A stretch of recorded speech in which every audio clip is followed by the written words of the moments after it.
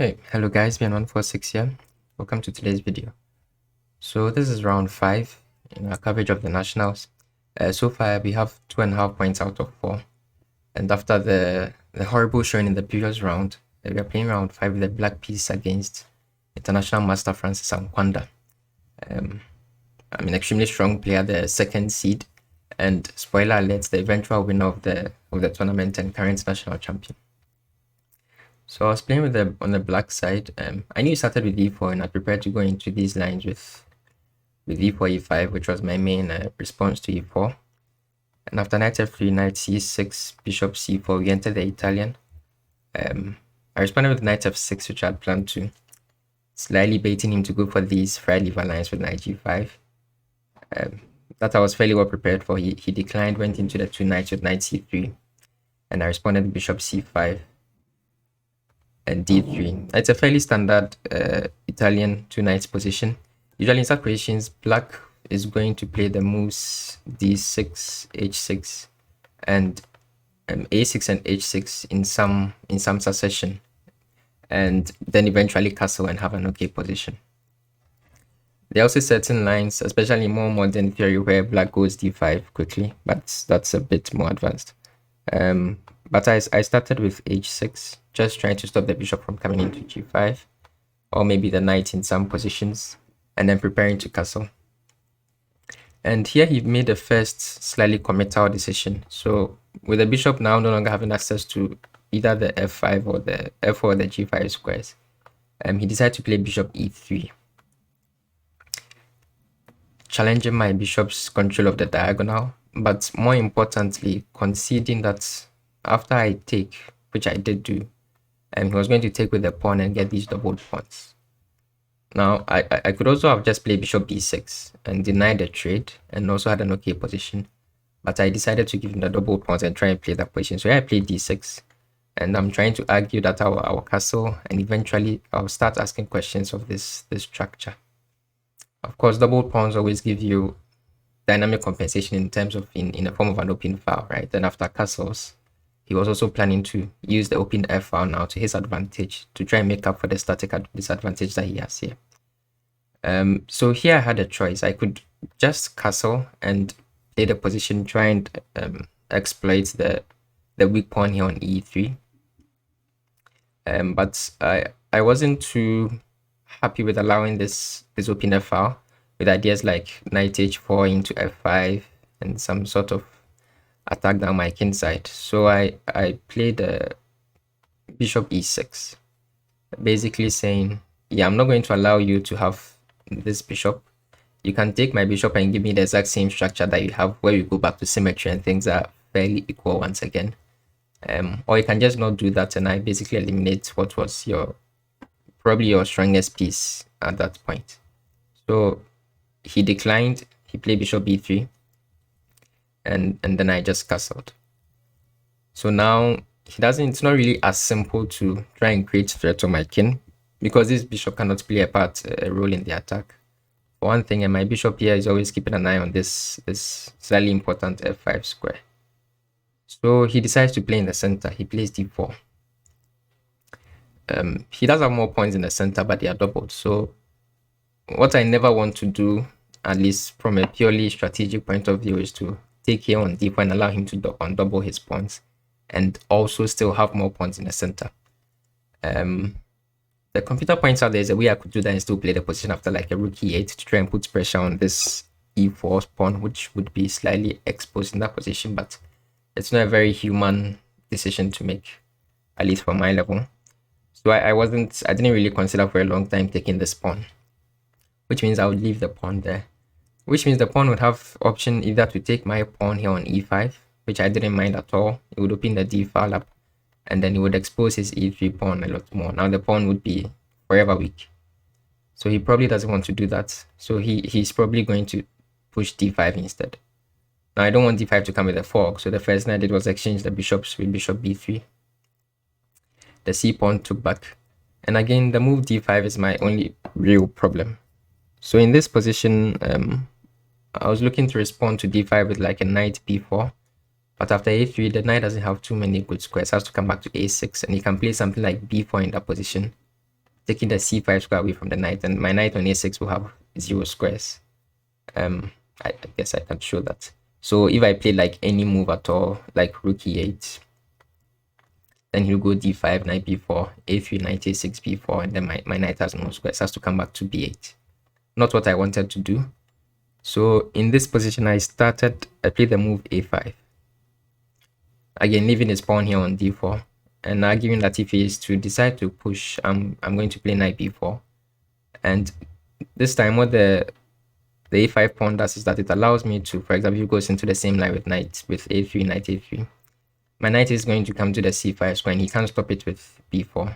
And if my knight gets to the c5 square, I'm actually not too unhappy. Although he has a central space, again, this pawn on e3 will forever be weak. And my knight on c5 would be very nice, also attacking his weak pawn here on e4. So I played a5 just to combat his idea of pushing. And if he can't push and he can't take, then although he's still slightly better in the center, he can't really cash in on it as yet.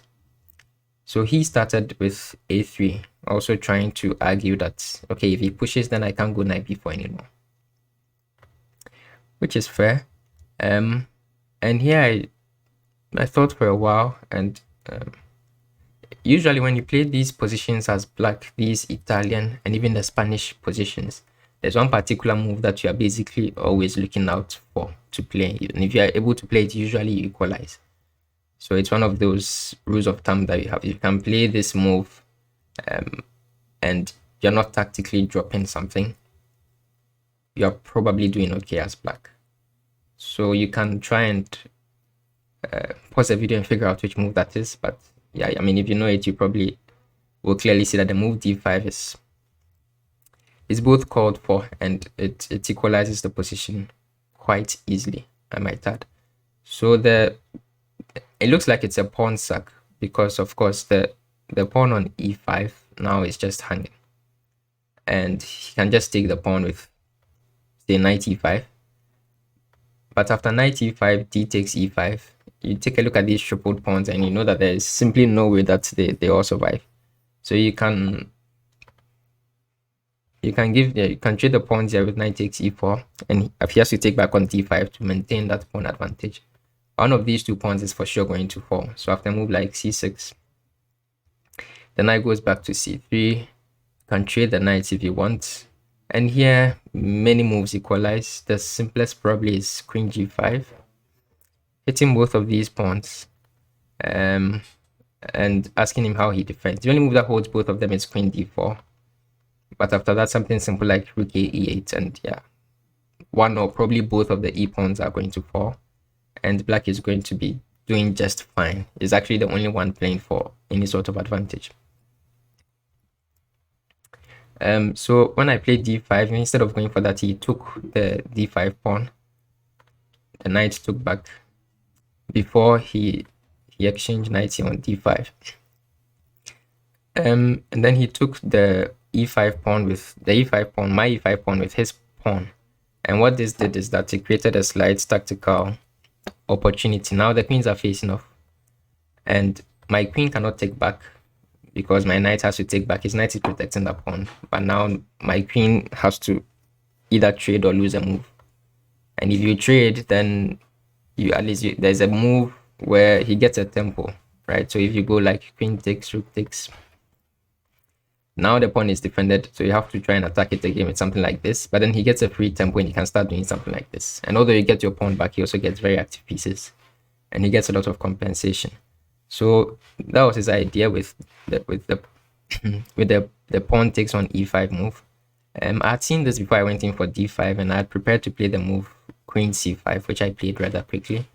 And the idea is that I gain tempo on this e3 pawn. He has to defend it, and then I'm going to take here with the knight. And material will be equal, and yeah, I'll be doing just fine as black. He played queen e2, allowing my idea, but the computer points out that more accurate than queen c5 would have been queen e4, threatening basically the same thing, attacking both these pawns. But the difference is that unlike in queen c5, and the reason why it's better is because here he has his move queen c1, which holds down the e pawn and still goes in for the queen trade. That gives him a tempo like we saw in the previous line. And because of the existence of this move, queen e4 would have been more accurate for me to try and do the same thing. But he didn't see it, so it didn't really become relevant. He played queen e2, held down the pawn, the more natural way, and I took back on e5. Now we have a position where material is equal, but I have a slightly better pawn structure, right? The main imbalance in this position here is the pawn structure. And the problem is that white has this weak pawn, an isolated pawn on the e file, and also has doubled pawns here on the b file. But those are tiny advantages, but they are advantages, and black is indeed slightly better in this position. But after the move knight d4, I started to get quite uncomfortable. I mean, looking back from now, it doesn't seem too reasonable to not be happy. Like I mentioned, black is slightly better here.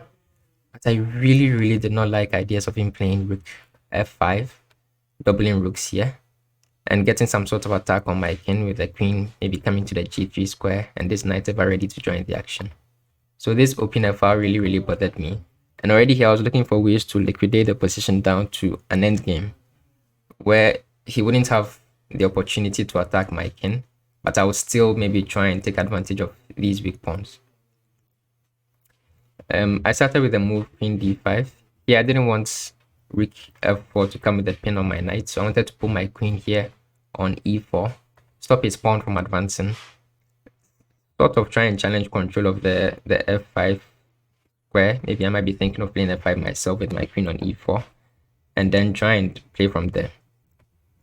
He played rook a d1. I played rook a e8, starting to take a look at that weak pawn, and then he pushed e4, not allowing me to sit there with my queen, which would have given me a rather dominating position with the pressure with the queen or rook on that pawn, and then forcing me to basically take a less than ideal position with my queen. So I played queen c5, pinning his knight, and he played king h1. Now the knight is free to move, the rooks are free to come in, and like I mentioned, although black is still slightly better, the position is basically the same. I was still feeling quite uncomfortable, more so than I needed to be. I mean, of course, there is a possibility of an attack, but it's not too disturbing just yet. And I maybe should have played on in this middle game, but I was already trying to look for ways to liquidate down to an end game where I could try and play with my static advantages. So I went for a slightly crazy idea, but okay, that was what I came with. I played a4. And it's just it's a complete pawn sacrifice. The idea is that after b takes a4, I gain access to the c4 square, and I play queen c4, and it's very difficult for him to avoid a trade of queens. And once the queens come off again, I'm going to start targeting his static weaknesses, and he's not really going to be able to attack my king in the same manner. So I thought this was worth a pawn sack. And I mean, the computer agrees in that it's not. I have a lot of compensation for the pawn that I gave up, but the original position was still slightly better for me, so I could have played on there. So he played b3, just protecting his pawn because I am also attacking the pawn. So if he tries to avoid the queen exchange with like queen e3, then I just take the pawn back, and I mean, it's just the same position. And he didn't want to take. If he takes and my knight takes back, then immediately I hit both pawns, and I'm going to get my material back, and his structure is going to look even worse. So he played b3, just protecting his pawn, and rather asking me to trade on his terms, which I'd already seen ahead of time, and I was happy to trade queens, and I prepared the move knight g4, making immediate threats of forking his rooks, and also attacking this pawn. And I'd already calculated that I was going to win my material back. So the idea is that he can't protect the pawn any longer. Because of the threat of knight e3, if he wants to protect the pawn, he has to protect it with one of the rooks, right? And if he plays rook f, I guess we can start with rook d4. Then here I think c5 is strong. And if he tries to keep protecting this pawn, then he gets hit with another fork. So after c5, he has to go somewhere else basically and give up the pawn. And if he goes rook f4, which is what he played in the game, then we can just follow the game. I've seen the cute little tactic, just rook takes e4, with the idea that after rook takes knight f2 forks king and rook, and I get my material back. and now we are in an endgame. Now I can try to maybe take advantage of that slight structural weakness that he has. So this was my whole idea, and I'd seen up until here before I played the pawn sack with a4, and I was happy I got all of it on the board. So here we are in a complete endgame. My king is no longer in any sort of danger, and he still has that slight structural weakness on the queen side that I'm going to try and take advantage of. He starts with b4, hoping to advance the pawns, and I play b6. Now the other element of this endgame, which maybe I had failed to see in advance, is that although he has doubled pawns here on the queen side, there are still 3 pawns versus 2 of mine. And so it's an endgame where he's the only one who retains chances of creating a passed pawn here on the queen side. And that can be very important in many endgames, especially knight endgames. And because we still have knights on the boards, that's a particular possibility is what I should have been fighting against. And we'll see how that develops later on in the game. So here he came rook d4. He hit my knight dropped back to the d6 square. He started improving his knight. I played rook a8, hitting his weak pawn here on a4, tying the knight down to it. He played knight d5, giving up the pawn and hitting my pawn so that he could make progress. It's a doubled pawn, so he doesn't really mind exchanging it for my pawn on c7. I didn't really see anything better than to take. He took. And here I played knight f5. Again, the engine points out the move rook a7 here, hitting his knight back rather than defending my knight. And the idea is that, it might look like I drop a pawn with this, but then I play rook a7. And he can't defend the a3 pawn. I'm going to take it, and he's going to have an extra b pawn here on the queen side. But this endgame is just completely drawn. And I knew how to draw this. You can hold it fairly easily as black, so this would have been okay, but it was slightly difficult to see, I guess. And also it wasn't too obvious to see what the problem was with knight f5. But it goes back to what I was talking about earlier, that is an endgame where he's the only one who retains opportunity of creating passed pawns on the queen side. Like we just seen, if it's like in a rook endgame, a passed pawn on the queen side might not mean all that much. You can easily put your rook behind it and hold many endgames like that, even if you are like a pawn down. Here the pawns are even equal.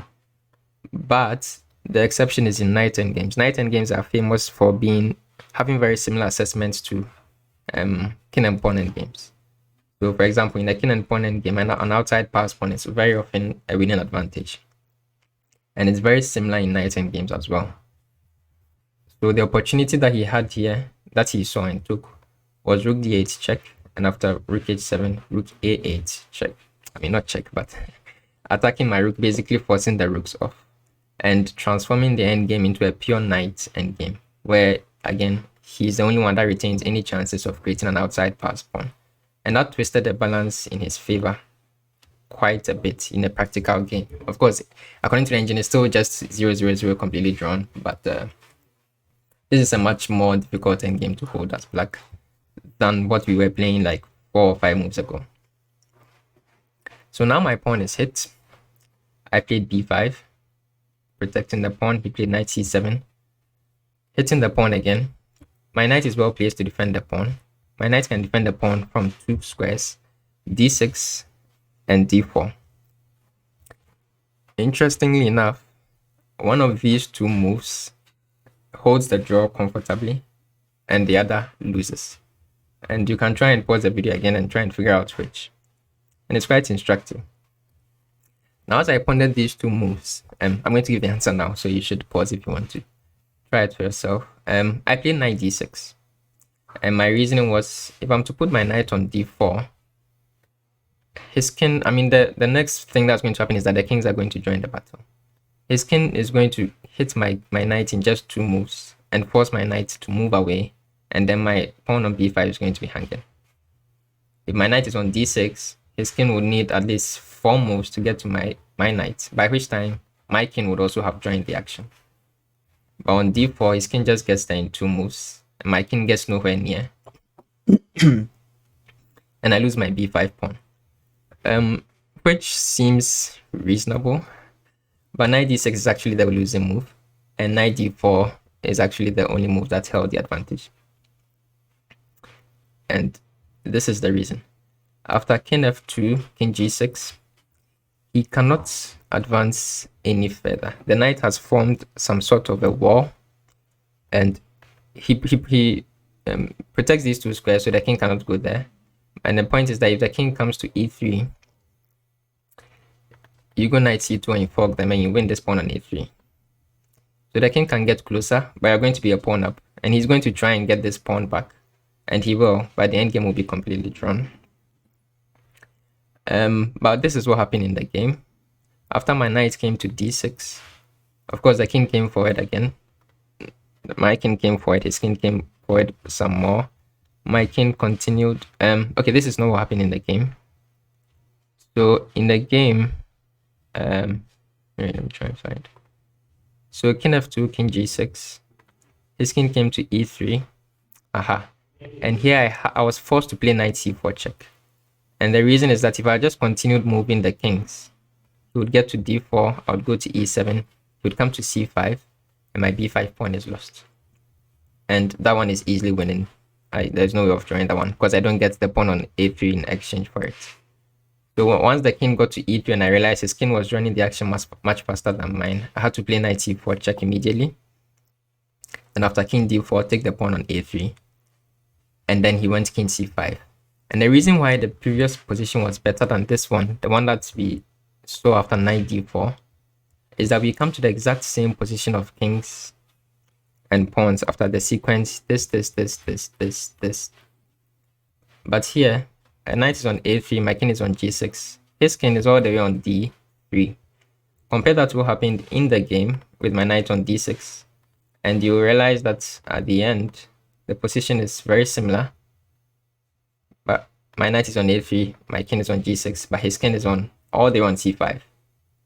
So this is what happened after knight d4, and this is what we get after knight d6. Yeah. So his king gets 2 full extra tempi in this line compared to the other one. And that's the reason why all the way back here, it was much better to go knight d4. That's how the draw easily. Knight d6 actually lost. So yeah, that's what I missed. It's not too easy to have spotted this during the game, but yeah. And it's I mean, it's very fine margins, but it's the difference between an easily drawn ending and a completely lost one. So now his king was on c5. My b5 pawn is going to drop. He's going to have an extra pawn on the queen side in the knight endgame, which usually is just winning, as it is here. So I brought my king forward. His knight took the pawn on b5. And here I had to try and figure out something, because I mean, if I exchange knights, then the position is easily drawn. I mean, easily winning for him. Again, you can try and pause the video and figure out how you would at least try to survive here in this endgame. But basically, the idea is knight c2 is forced. You have to take this pawn before it can start to advance, and then try and pray that you hold over here on the king side. You don't hold, spoiler alert, but you can try.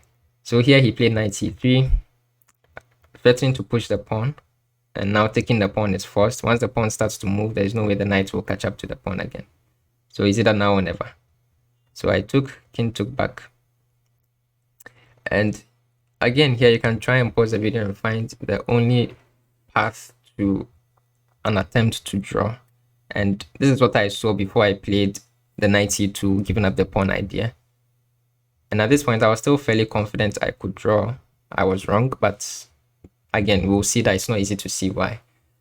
My idea, I hope you've paused, if you want to figure it out, was king f4. And I'm threatening to come in here with my king to e3, to f2, and gobble up these pawns. Now he has to stop me from doing that. His king is not in time to stop me, so he has to use the knight. So the move knight d1 is more or less forced. I think there was another place the knight could go move to, I've forgotten. But the idea is that now he's creating this sort of wall. The pawns protect these squares, and the knight is protecting the square to keep out my king. And here my idea was just to use the h5 pawn as a battery ram. I'm going to play h5, h4, and h3 to try and disrupt this pawn so that my king can enter. And I get there in 3 moves, and his king in 3 moves, sorry about my arrows, his king in 3 moves still does not get to a square where he can stop my king from penetrating here on g2. And so if he does nothing, I'll be in time. And so I started h5. His king started coming back, h4. His king continued coming back, and h3. And this was the critical moment. The position is still winning for white, but he has to find a very specific idea. I'll show it in a bit, but I'll show you what he did do. He played king e2. I mean, the idea is that if he pushes the pawn g3, then he allows me to come into f3, and then I'm going to go into g2, and I'm going to gobble up the pawns, and I'm actually threatening to win in positions like that. So he played king e2, but king e2 is now a dead draw. After I take the pawn, king f2, I go g1 queen just to push his king back a little more, and then I gain some more space with my king here on f3. And the idea is that his last pawn left is an h pawn, and he can never win with an h pawn in a position like this where I have a g pawn. The only way he would do that is if he would find a way to win my g pawn, but it's simply not possible with the knight. The knight is too slow and too weak to do that. So the knight tries to come into the game. I play g5, king f1, f5, knight h1, g4, and here you see the problem. The pawn can never advance. And at this point, I think he offered a draw and I accepted. The position is just that drawn. Anyways, the game could have continued knight g3. I would have played f4 as the knight where it is going. If it goes back to h1, then I can play g3. To h1, then I can play g3. Yeah. And I mean, if he takes, then it's just he has no pawns, it's over. And if he tries to push the pawn, I'm threatening g2, so he can't do that. So after I go f4, he would have to go knight h5 if he wants to try and win. And here I don't go g3. Here g3 would be a blunder. He would not exchange. He would just push the pawn, and here I lose because the king cannot come closer. And eventually he's going to tempo my king out of here and then start advancing his h pawn. So here I wouldn't push the pawn. I'll just move my king around, just waste time with my king, and basically still he can never make any progress because he can never advance the pawn. So yeah, this was a draw. So the game ended after g4. We shook hands. So now we can go back to the critical position after h3. The only winning move, and you can pause it if you want to find it again, was g3. Now I know I said it doesn't win, but it actually does. And the scambar computer points out that after king f3, you go knight e3 to protect the g2 square. But again, you think no problem, I'm going to go to f2, then I'm going to go to g1, then I'm going to do the same thing. This time my knight can't stop me. So I go king f2. The computer says okay. He goes king d3. I go king g1. And then he goes king e2. And this is the point. After you take on h2, he goes king f2. And he traps your king in. Now, there are certain positions where one side, when up a knight, even though they have no extra pawn, can still checkmate the opponent's king when the opponent has an extra pawn. And this is that particular one. So you can imagine if these two pawns did not exist and this pawn did not exist, that position is one that white can still win, because eventually he forces the king into a position where his own pawn blocks his escape and the knight can checkmate. So that is exactly what he caused here. So I mean, I tried to start wasting moves with my king, but after knight f1 here, now my king has no moves. I'm going to have to move my pawns at some point. He just plays g4, and if I ever play the move h2, then knight g3 achieves the checkmate that I just described. So now he just needs to make sure that this pawn neutralizes these two, and regardless of which of them I push, basically I have to push one of these two now because I can't push this one. I lose. So after f6, he will just bring the knight in to win my pawn, and I would have to give it up. And then after the trade, the knight just comes back to the king, and the king is stuck. That's the problem. So he has all the time in the world, and eventually I would have to make the decision between death and death. And yeah, he would checkmate me. And if I decide to move the g pawn instead of over here, instead of the f pawn, if I decide to move the g pawn, then the knight comes in somewhere else, and you get a very similar position where again my king has no moves and I have to move my pawns, and moving my pawns leads to death.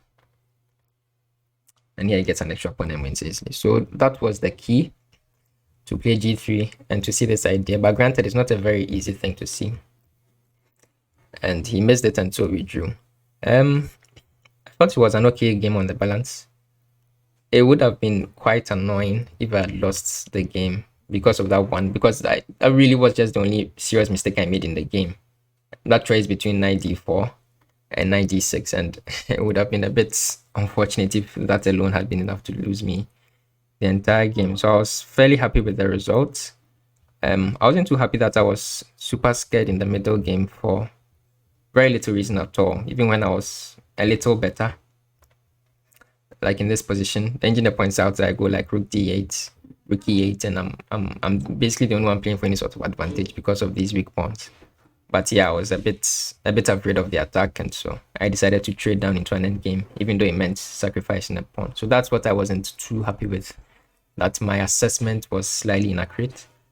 But on the whole, there weren't too many blunders. I calculated fairly well, especially getting my out of trouble after I gave up the pawn on a4, and also seeing the only way of trying to make that end game a little complicated after I had to give up my knight. So yeah, on the whole, it was a good game, and we gained half a point, and we go into round 6 where we'll play the third seed. On the second day, that was very, very tough indeed. So thank you very much for tuning in. Leave a comment, drop a like, subscribe if you haven't. See you in the next round.